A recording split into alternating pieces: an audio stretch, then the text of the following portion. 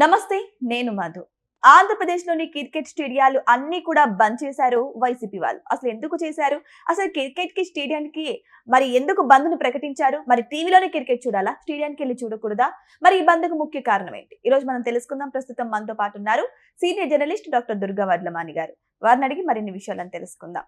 నమస్కారం మేడం. నమస్తే అండి. మేడం, అవసరమైన విషయాలకు పోరాడాలి. అపోజిషన్ పార్టీ అంటే ఓకే, అపోజిషన్ కాకపోయినా గానీ అక్కడ ఒకప్పుడు అధికారంలో ఉంది కాబట్టి ప్రజలు అంతో ఇంత మద్దతు ఇస్తున్నారు కాబట్టి అవసరమైన విషయాల్లో పోరాడాలి.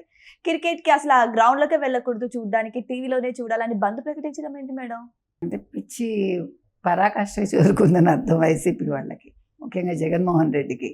అంటే నేను ఇలా అంటున్నాను, మీరేం అనుకోక్కర్లే. బికాస్ ఆయన మరి ఏం మాట్లాడుతున్నాడో, ఏం చేస్తున్నాడో, అసెంబ్లీకి రాడు, నేను ప్యాలెస్లోనే ఉంటానంటాడు, వస్తాడో ప్రెస్ మీట్ పెడతాడు, మంగళవారం వస్తాడు, గురువారం బుధవారం ప్రెస్ మీట్ పెడతాడు, మాయమైపోతాడు.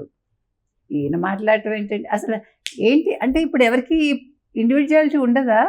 ఎవరికి ప్రైవేట్ లైఫ్ ఉండకూడదా? అంటే రాజకీయ నాయకులు అంటే మీరు ప్రజల్లోకి వెళ్ళరు, ప్రజల సమస్యలు తెలుసుకోరు, అసెంబ్లీకి వెళ్ళరు, మీరు మాట్లాడటం ఏంటి?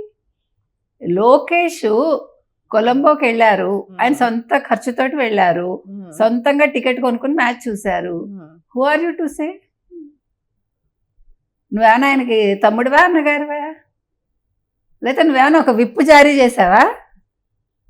అంటే కొత్తగా ఇప్పుడు ఏమైనా రూల్స్ పెడుతున్నారా వీళ్ళు? నాకైతే అర్థం కాల. ఇది చాలా ఆలోచించాల్సిన అంశం. ఇప్పుడు దీంతో వైసీపీ వాళ్ళందరూ క్రికెట్ మ్యాచ్లు చూడడానికి స్టేడియాలకు వెళ్ళటం లేదు.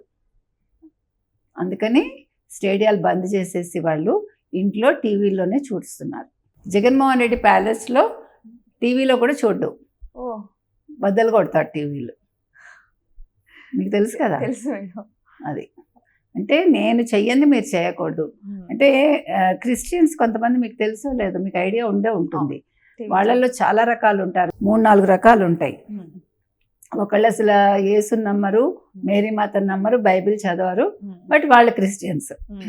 అలాగే ప్రొటెస్టెంట్స్ ఉంటారు, వాళ్ళు నగలు వేసుకోరు, వాళ్ళు అంటే ఇలాంటివన్నీ చేయరు, ఆడంబరాలకు వెళ్ళరు, కానీ వాళ్ళు చాలా అందులో ఉంటారు మతంలో.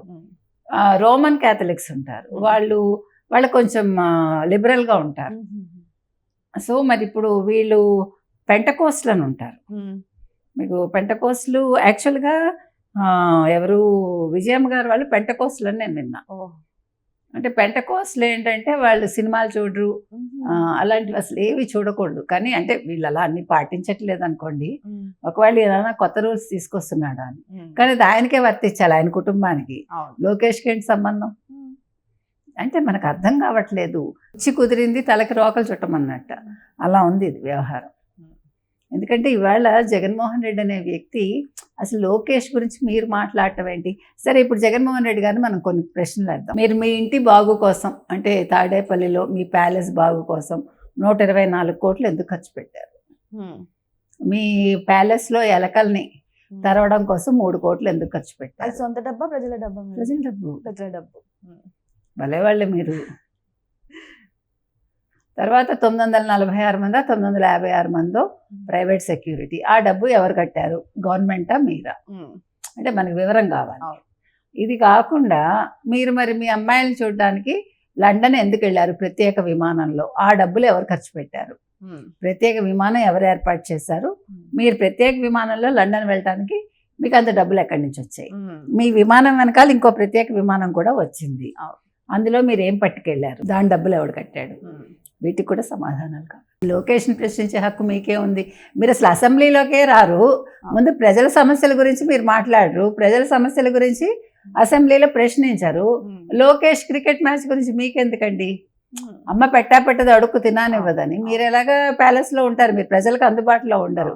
ఆయన ప్రజలకు అందుబాటులో ఉంటున్నారు, ఆయన అన్ని పనులు చేస్తున్నారు, ఈవెన్ కార్యకర్తలను కలుస్తున్నారు. అది కాకుండా ప్రతి ఎమ్మెల్యే, ఎంపీ వాళ్ళ కుటుంబ సభ్యులను కలిసి వాళ్ళతో అన్నీ పంచుకుంటున్నారు. ఇన్ని చేస్తున్నాడు ఆయన. ఆయన ఒక సోషల్ రెస్పాన్సిబిలిటీ తోటి పనిచేస్తున్నాడు. మనకు అసలు సోషల్ అంటేనే తెలియదు, సోషల్ రెస్పాన్సిబిలిటీ ఏం తెలుస్తుంది? అసలు సోషల్గా ఉండడం తెలుసా మనకి? అంటే నాకు తెలియదు, నేను చూడలేదు. అంటే మనందరం జగన్మోహన్ రెడ్డి గురించి 2019లో చాలా గొప్పగా ఊహించుకున్నాం. అవును. పోలే రాజశేఖర రెడ్డి గారి కొడుకు ఈయన ఏదో చాలా బ్రహ్మాండంగా చేస్తారు, బ్రహ్మాండం బద్దలైపోతుంది ఆంధ్రప్రదేశ్లో అనుకుంటే టీవీలు బద్దలవుతున్నాయి ఇప్పుడు. సో అందుకని ఇవాళ లోకేష్ విషయంలో ఆయన అట్లా విప్పు జారీ చేశారు కాబట్టి కార్యకర్తలందరూ కూడా, మరి మేబీ 10 మంది ఎమ్మెల్యేలు కూడా ఆయనతో పాటు, అంటే ఆయన కాకుండా 10 మంది, సో వీళ్ళందరూ కూడా వైసీపీకి చెందిన అందరూ కూడా ఇంకా మీదట క్రికెట్ మ్యాచ్లకి వెళ్ళకూడదు. ఎవరన్నా వెళ్తే మాత్రం ఫోటో తీసి షేర్ చేయండి జగన్మోహన్ రెడ్డికి. అర్థమైందా? కానీ ఇక్కడ చూస్తుంటే క్రికెట్ ఫ్యాన్స్ కి ఇది ఒక దెబ్బలాగా కనిపిస్తుంది మేడం. ఆల్రెడీ చెప్పారు, క్లారిటీ ఇచ్చారు లోకేష్ గారు, నా దుడ్లతో నేను పోయాను, నా దుడ్లతో నేను టికెట్ నా కొనుక్కున్నాను, దుడ్డేనప్పా, నా దుడ్డుతోటే వెళ్ళానప్పా అని చెప్పాడు ఆయన. చెప్పారు. అంటే ఆయన దుడ్డు అంటే అర్థమై ఉండదు. డబ్బులు అంటే ఇద్దరు రాయలసీమే కదా మేడం, తెలిసే ఉంటుంది. ఆయన చిత్తూరు, ఈయన రాయలసీమ, కడప. కడప కదా, కడప యాస వేరు, చిత్తూరు యాస వేరు.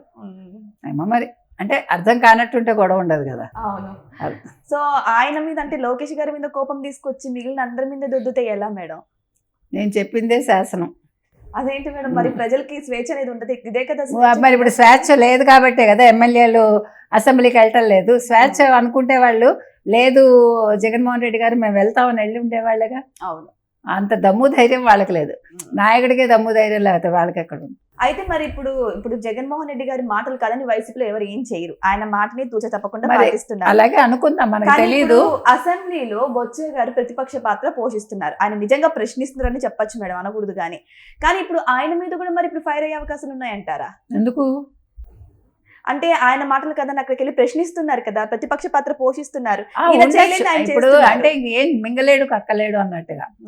ఇప్పుడు బొత్సాకి అక్కడ హోదా ఉంది మండలిలో, ఈయనకి హోదా లేదు. ఇప్పుడు అందుకే ఆయన హోదా కోసం పోరాడటం, మీకు అర్థమవుతుందా?